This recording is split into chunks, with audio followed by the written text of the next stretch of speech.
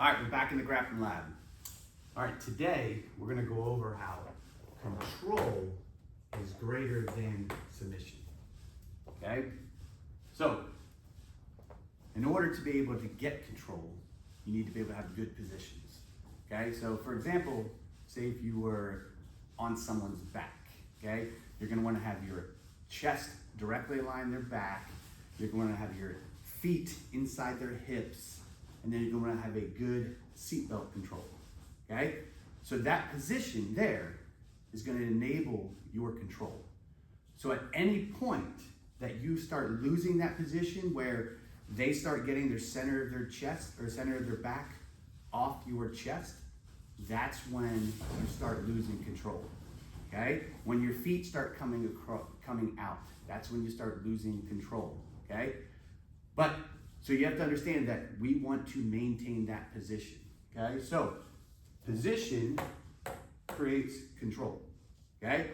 So then, once you have your control, you want to hold on and maintain that position and maintain that control, distinctively tiring out your opponent, okay?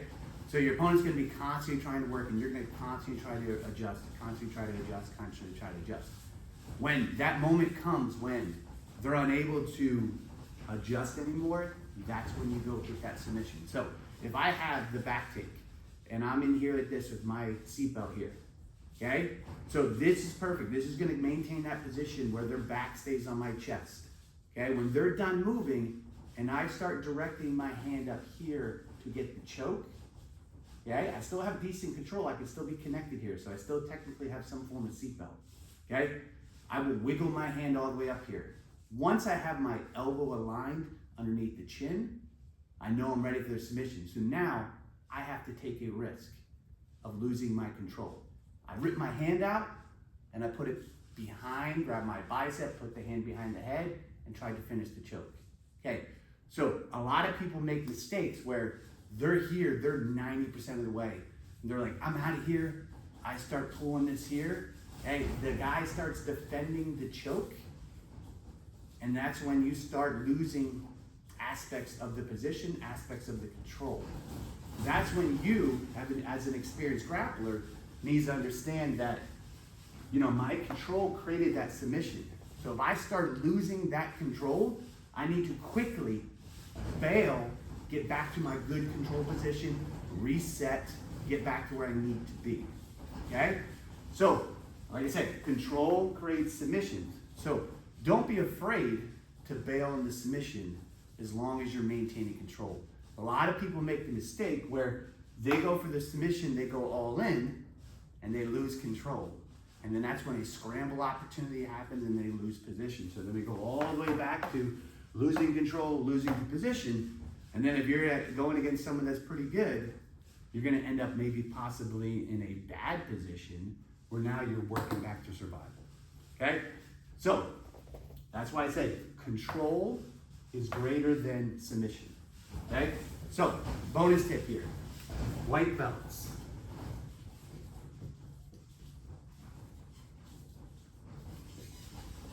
Biggest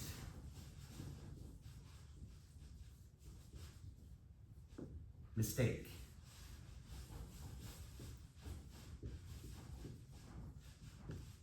They want the awesome thing. They want to learn submissions. They go online, they go to YouTube. I've been there. I've been doing this for 15 years. You go on YouTube, you know, your instructor gives you some types of submission. It's never enough. So you go to YouTube, you learn some different things, and you go right to here. But what you're not getting is you're not learning control. You're not learning position to be able to get to that submission. And so what happened is you get that spazzy white belt, and the people like to call this spazzy white belt. It's because they don't understand position and they don't understand control. That's why they're spazzy. So if you're going against, and you're an experienced person, and you're going against one of these spazzy white belts, you learn to weather the storm and control them. And then you control them until they're no longer spazzy. And then you hold them down, and then you work towards creating your submission. Okay, so the biggest mistake that the white belts make, they just jump to here, and then unfortunately, a lot of the schools and academies they're not teaching all of these important details. So don't just jump to submissions. Learn this, and this is the boring stuff. No one wants to learn the boring stuff. They call it fundamentals, blah blah blah, and it's like there's no more high level techniques than understanding position and control. So that's today's grappling lab. Control greater than submission.